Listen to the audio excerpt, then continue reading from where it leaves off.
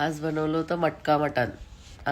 सुटलंय ना तोंडाला पाणी. 1 किलो मटण घेतलं, स्वच्छ धुवून घेतलं, मीठ घातलं, हळद घातली, मटक्यामध्ये तेल घालून बारीक चिरलेला कांदा घातला, कांदा परतून घेतला आणि हळद मीठ लावलेलं मटण घातलं, झाकण ठेवलं, झाकणावरती पाणी ठेवलं.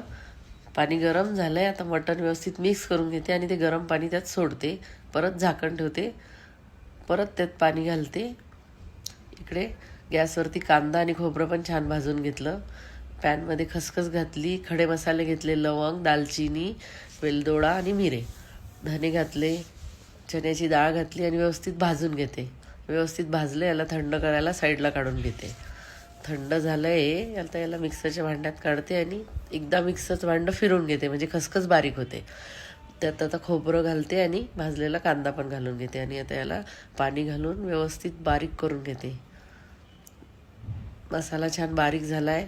आता हा मसाला साईडला काढून घेते आणि याच भांड्यात लसण घालते, अद्रक घालते, थोडंसं दालचिनीचा तुकडा घालते आणि भरपूर कोथिंबीर घालते. याला पण छान बारीक वाटून घेते.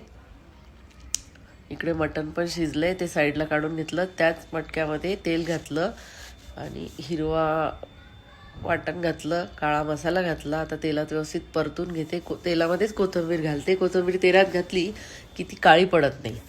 तर तिखट घालते, तिखट तुमच्या आवडीनुसार घाला. मी 2 चमचे तिखट घालते. व्यवस्थित परतून घेते.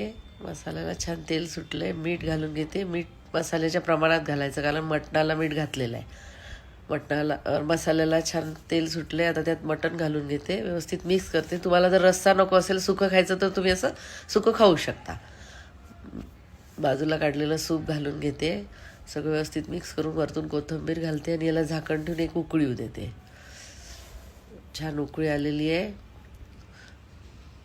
मटण तयार झालं आहे. रस्सा पण छान दाटसर झाला आहे. छान उकळी आली मटणाला. आता प्लेटमध्ये काढून घेते. सुटलंय ना तोंडाला पाणी. तुम्ही याच्यासोबत भाकर खाऊ शकता, पोळी खाऊ शकता किंवा भात पण खाऊ शकता. या मग, वाट कशाची बघताय?